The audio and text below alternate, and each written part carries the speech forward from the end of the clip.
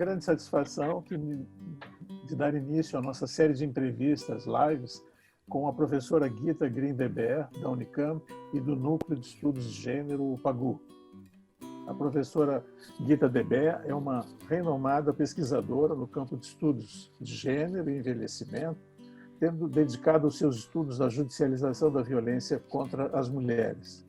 Trata-se de uma pesquisadora de reconhecimento internacional e que muito vai nos auxiliar numa revisão necessária nesse momento sobre a situação da judicialização no Brasil, particularmente no campo da violência de gênero.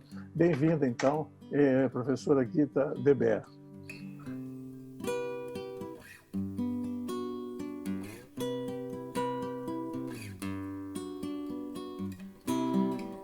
A minha avaliação sobre esse processo, particularmente a judicialização da violência contra a mulher, é que essa é uma iniciativa, uma mudança das mais importantes ocorridas no sistema de justiça nas últimas décadas. Eu digo isso sabendo que no Brasil, muitas vezes, as novas leis são de difícil implementação na prática, mas não podemos desconsiderar sua importância enquanto horizonte que deve orientar as práticas políticas, as práticas do nosso judiciário. No Brasil, falar da judicialização da violência de gênero é se remeter às iniciativas dos anos 80, como, por exemplo, a criação das delegacias da mulher, passando já para os anos 2000 para a Lei Maria da Penha, e a criação dos juizados da violência doméstica e familiar, que, embora ainda em número relativamente pequeno, e, sobretudo, a lei do feminicídio, que realmente muda radicalmente o modo como os homicídios contra as mulheres eram tratados. Por que eu considero isso uma mudança radical?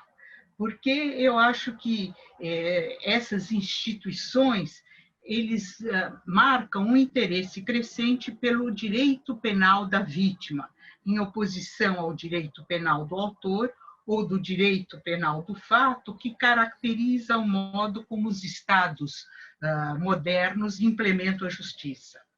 O próprio do direito penal no estado moderno é afastar o ofendido, a vítima, da resolução dos conflitos. É do Estado a prerrogativa legítima do exercício da punição, utilizando-se de seu aparato técnico-burocrático para censurar aqueles que transgredissem os preconceitos normativos. O Estado toma, assim, o lugar da vítima em nome de toda a sociedade. A sociedade é tida como tendo sido agredida e deve ser protegida do agressor. A vítima é tida como um agente passivo ou um simples meio de prova para se alcançar o autor do delito. O centro nos processos criminais do autor é o autor do crime, e daí as características biológicas e psicológicas que diferenciam os criminosos dos indivíduos tidos como normais, ou o direito penal do crime, onde a atenção é para o crime propriamente dito. A figura da vítima vem atualmente conquistando um espaço cada vez maior nos debates públicos e rompe com o interesse quase exclusivo da criminologia em relação ao crime e ao criminoso, e dotando o próprio campo jurídico de reformas legais capazes de criar um espaço maior para a participação da vítima, como são a justiça reparativa e a mediação, que eu acho que vale a pena ser tratada nesse contexto. Esse interesse pela vítima, pelo direito penal da vítima, ele ganha expressão, sobretudo, em meados do século passado, como consequência da Segunda Grande Guerra. A memória em torno do Holocausto coloca em perspectiva a experiência das vítimas nos campos de concentração nazistas, e o pós-guerra marca o início do chamado movimento vitimológico, que diz respeito ao lugar crescente ocupado pela vítima e as circunstâncias que possibilitaram essa ocupação, a ocupação desse espaço. Porém, é somente nos anos 70 e 80 do século passado que esse movimento em direção ao direito penal da vítima será fortalecido com os movimentos feministas. Os movimentos feministas foram decisivos ao chamarem atenção para os crimes de gênero e geraram, num curto espaço de tempo, transformações radicais na legislação internacional e nacional, particularmente no que diz respeito aos crimes de estupro, de assédio sexual e na violência entre casais e familiares.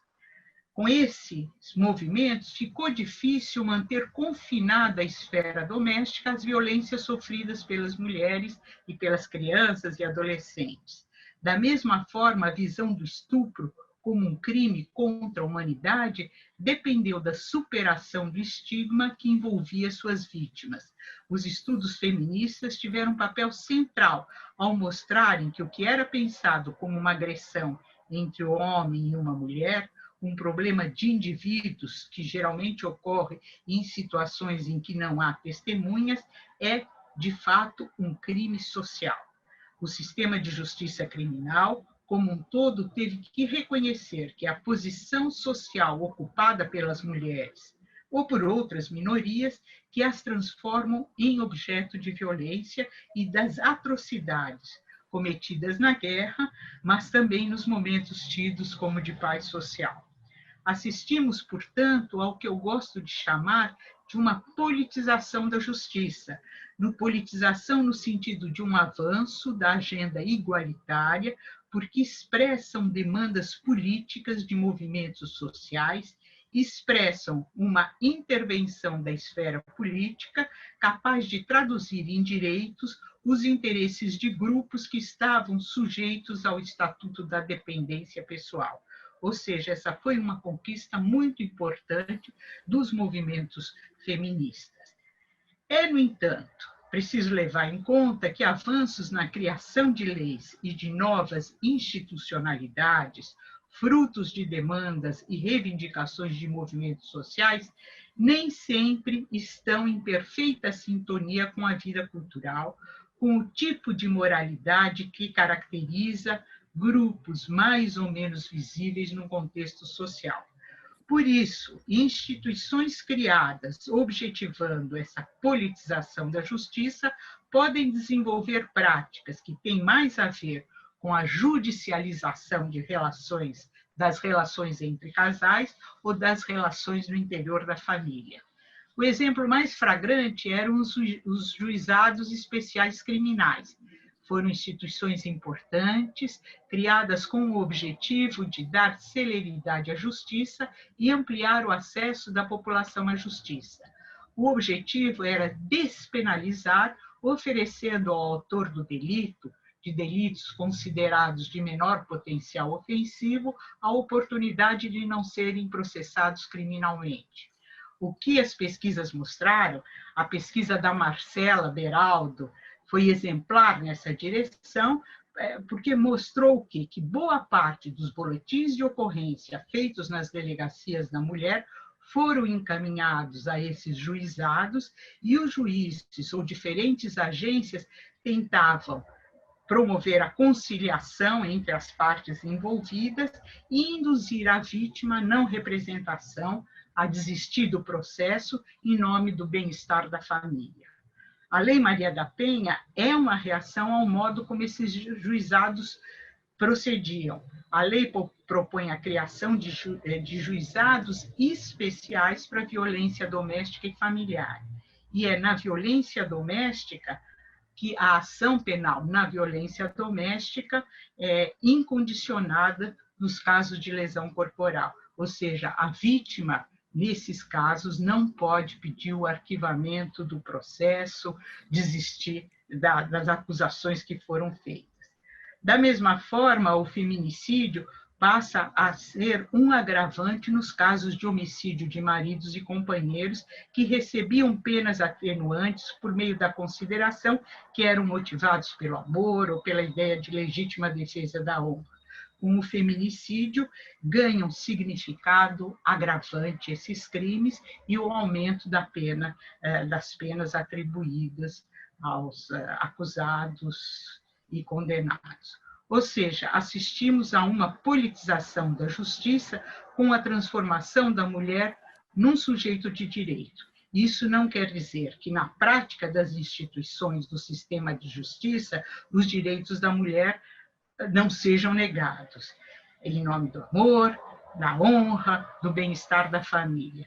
Daí a importância das pesquisas realizadas, como essa que vocês estão fazendo, porque elas envolvem um olhar atento ao que está acontecendo nos diferentes momentos, e esse olhar atento é fundamental para que mudanças sejam operadas. Então, essa eu acho que foi uma conquista super importante, que eu avalio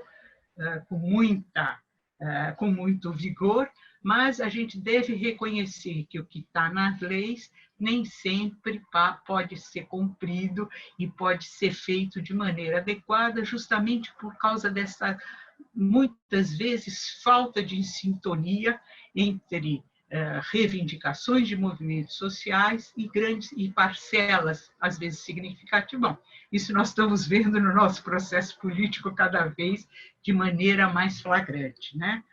Enfim, agora talvez eu acho que com o próprio da Lei Maria da Penha e desses novos juizados da violência doméstica e familiar, a ideia da conciliação entre as partes ela está ausente, mas ao mesmo tempo nós vemos cada vez mais um interesse do sistema de justiça ou das pessoas que fazem a reflexão sobre ele nas formas de mediação e de da justiça restaurativa.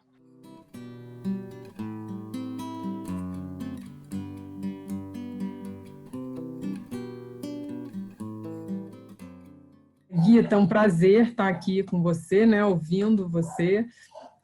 E a gente pensou numa outra pergunta, que é qual é a sua avaliação sobre o uso da mediação e da justiça restaurativa nos casos de violência de gênero?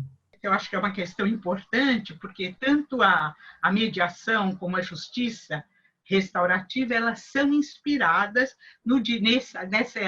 nesse interesse pelo direito penal da vítima. E você, Marcela, já mostrou muito bem, já chamou a atenção que esses conflitos, o que caracteriza os modelos de conciliação, transação e reparação, é que esses conflitos devem ser resolvidos pela parte que neles estiverem envolvidas, né? A ideia de que as partes é que têm que decidir.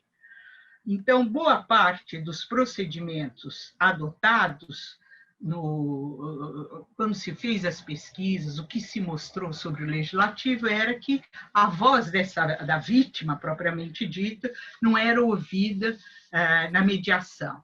Então, o interesse dessas formas é fazer com que as soluções penais sejam mais adequadas ao interesse dessa vítima, porque, entre outras coisas, ficou evidente que na violência entre casais a pena não cumpre a sua finalidade de forma eficaz.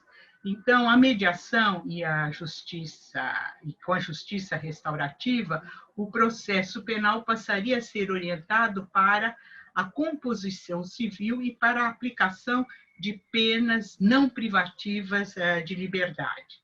Então, para alguns autores, esse novo paradigma é resultado da emergência de novos atores sociais, de novas demandas por reconhecimento da parte daqueles que durante séculos estiveram silenciados. A violência, nas suas múltiplas formas, é sempre a negação dos sujeitos, e a emergência da vítima como sujeito na cena pública poderia ajudar no combate da própria violência. Outros autores, em contrapartida, ressaltam justamente os perigos que a emergência da figura da vítima apresenta em termos do fortalecimento do que tem sido chamado do populismo penal, definido como discurso emotivo que clama por punição em nome das vítimas, e assim destrói a legitimidade das instituições democráticas e compromete sua eficácia ao abandonar a moderação que deveria governar o direito de punir nas sociedades democráticas. haveria, sim, um recrudescimento do sistema penal e uma redução da garantia dos acusados, pois a vítima terá o poder de conduzir os desenvolvimentos processuais que fatalmente conduzirão a mais encarceramento. Então, quer dizer, para esses autores, contra a mediação, elas, na realidade, têm a ver com o que são o resultado de um fervor punitivo que caracterizaria o que o Loïc Facan chama de o Estado penal, né? O direito penal concebido para a solução do ocorrido pelas partes estaria mais situado no campo civil propriamente dito do que no campo penal. É nele que ele teria mais sentido do que propriamente no direito penal. Ainda uma das críticas que se faz a esse pressuposto é que o pressuposto da conciliação é que esse pressuposto considera que a vítima interage com o agente e com o ambiente e, de uma certa forma, a vítima colaboraria para o evento criminoso. A vítima não é mais vista como um ser passivo e abandona-se, assim, uma visão que é considerada simplista, em que nós temos, de um lado, uma vítima totalmente inocente e, do outro lado, uma pessoa totalmente culpada, que seria o criminoso. Nessas situações, a vítima tenderia a reconhecer que ela tem culpa da violência contra ela perpetrada. Ou seja, a vítima passaria por uma vitimização secundária, né? Ou seja, aqui também tem um debate muito forte e muito acirrado sobre a mediação, quais são o interesse, quais são as vantagens e quais são as desvantagens. E por isso é que eu acho que é fundamental a realização de pesquisas de como a mediação e a restauração têm sido aplicadas. Quer dizer, a gente tem vários tipos de conciliação, né, várias formas em que a ideia de conciliação e de restauração estão sendo aplicados, e daí a importância de pesquisas, analisando qual é o significado que as práticas têm para as pessoas envolvidas, qual é o tipo de direito que está sendo constituído nessas situações. Daí a importância do trabalho que vocês estão realizando, e esse é um trabalho fundamental para, inclusive, propor e proporcionar mudanças em direção a uma sociedade mais justa.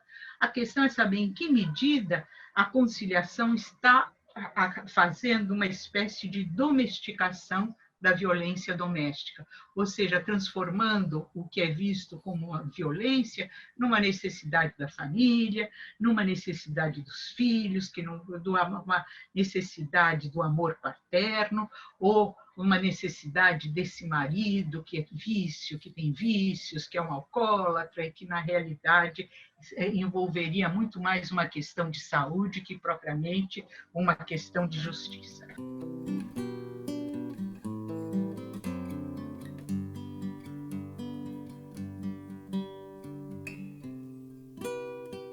Eu acho que nesse debate tem 3 coisas que me parecem que são super importantes levarmos em conta.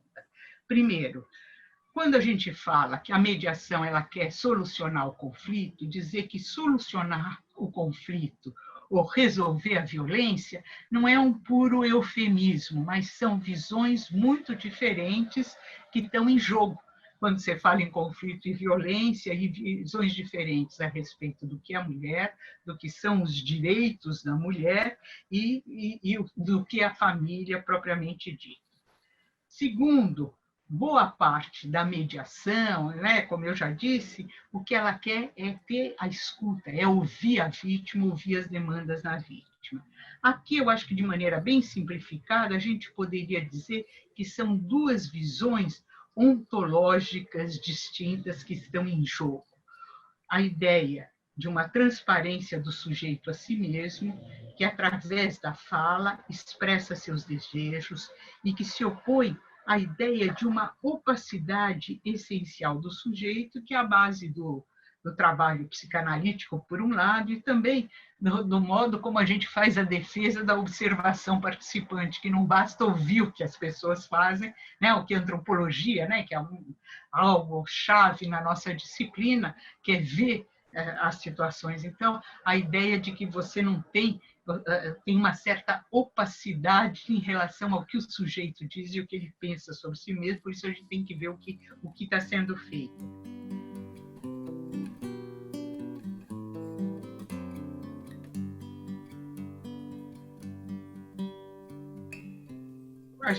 Eu diria que tem um embate entre duas abordagens, uma que dá ênfase à capacidade de compreensão e escolhas do indivíduo, a partir do pressuposto que, livre e bem informados, eles sabem o que seria melhor para eles. E outra abordagem em que as relações de poder, as desigualdades e a dominação são elementos fundamentais para se entender para se entender gênero, né?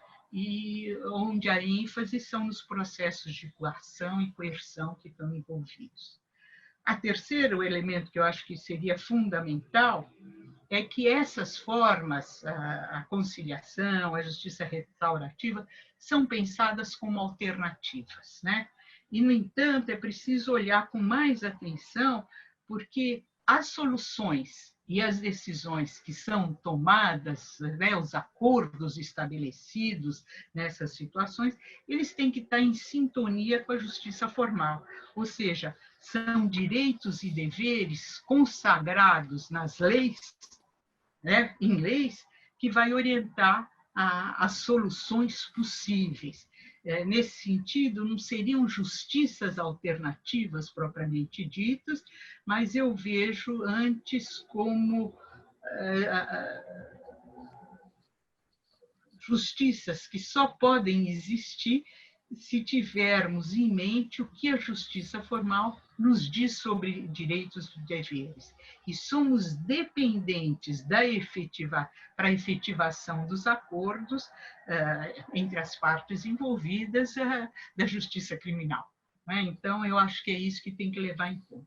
Para finalizar, eu acho que é muito importante a gente pensar o sistema de justiça como um processo.